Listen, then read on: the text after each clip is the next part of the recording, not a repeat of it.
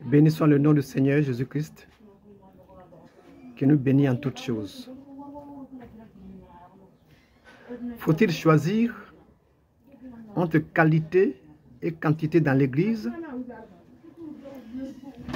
Oui. Un grand nombre de chrétiens est-il une menace ou une richesse pour une Église? Chers amis de Christ, bonjour. Votre frère Germain Sewé. Voilà le thème de notre causerie du jour. Voilà le thème de notre causerie du jour.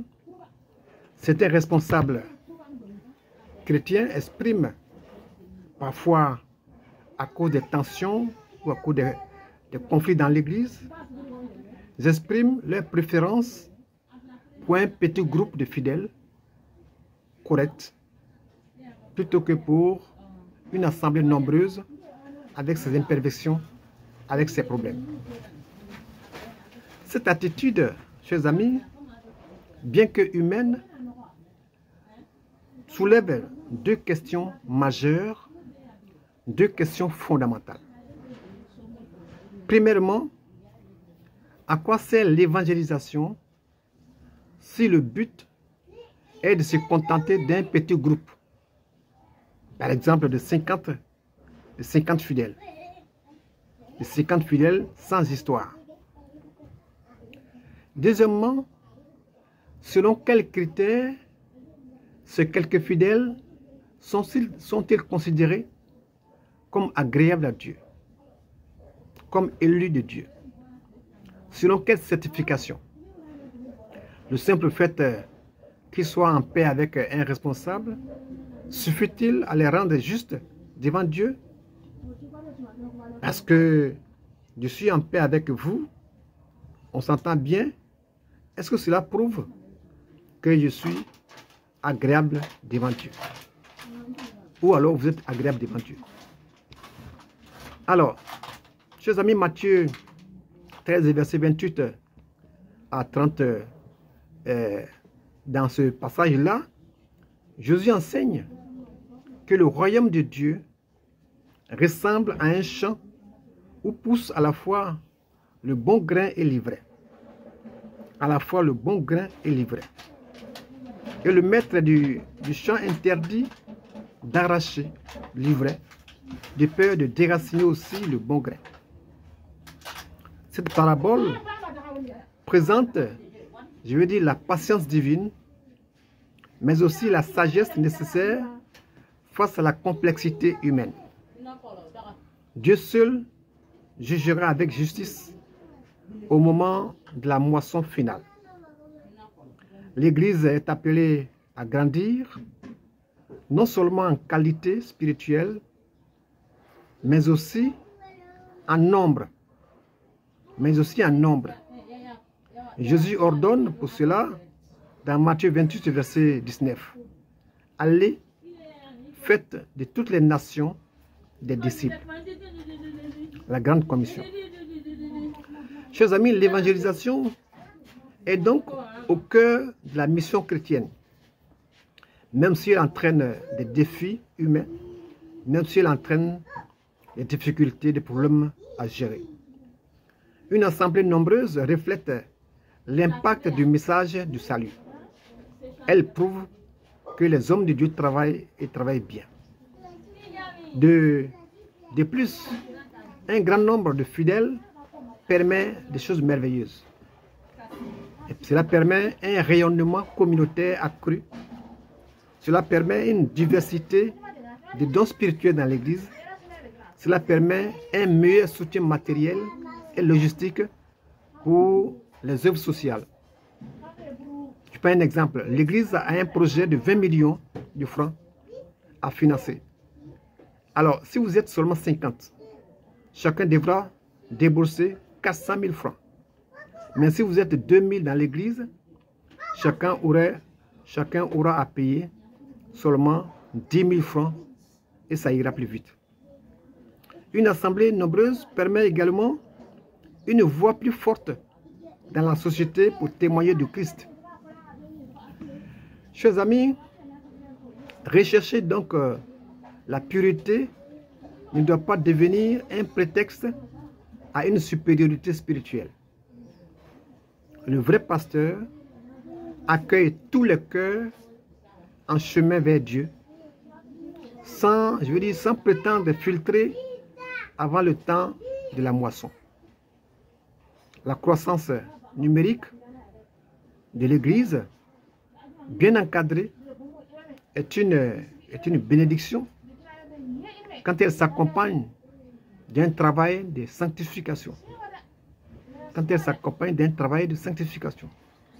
Mais pourquoi, chers amis, le maître interdit d'arracher la mauvaise herbe maintenant? Pourquoi? Il a dit, oui, il a dit, de peur que vous ne déraciniez en même temps le blé. Oui, parce que, je vais dire, les racines sont entremêlées, ce qui est une réalité spirituelle.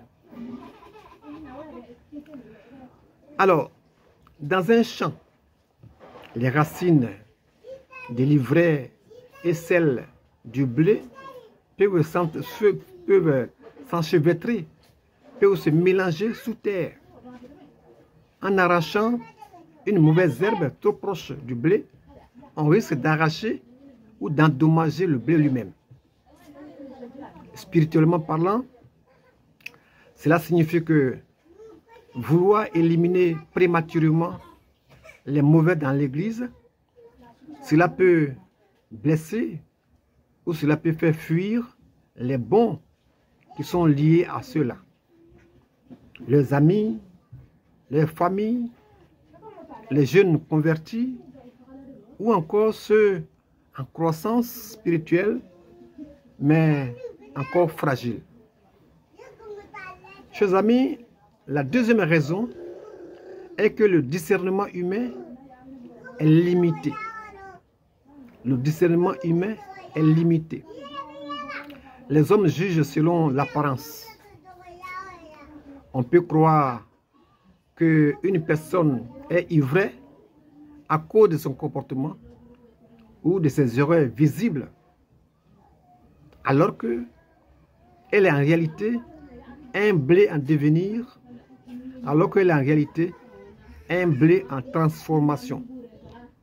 Inversement, certains paraissent, je veux dire, juste en surface, mais ne le sont pas intérieurement. Et Matthieu 7, verset 28 et 23 le signifie bien. L'apparence religieuse ne garantit pas le salut. En voulant nettoyer l'Église, on risque de rejeter des âmes que Dieu travaille encore. Des âmes que Dieu est encore en train de transformer. La troisième raison, c'est le risque de créer du scandale. Le risque de faire du scandale. Expulser ou rejeter des personnes sans sagesse ni patience peut provoquer du scandale, peut provoquer la division ou même une perte de foi pour ceux qui observent ou qui sont proches de la personne concernée. Cela peut créer une église fermée, une église élitiste, une église qui n'avance pas, peu évangélique. En clair, chers amis, on peut dire que Dieu appelle à la patience, Dieu appelle à l'amour, Dieu appelle à la foi en son jugement parfait. L'église est un lieu de croissance, pas une salle de tri. Le temps de la moisson viendra et c'est Dieu et non les hommes qui séparera définitivement le bon grain des livrets. Et Matthieu 13, verset 39 le dit. La séparation entre l'ivraie et le bon grain ne relève pas de la responsabilité humaine.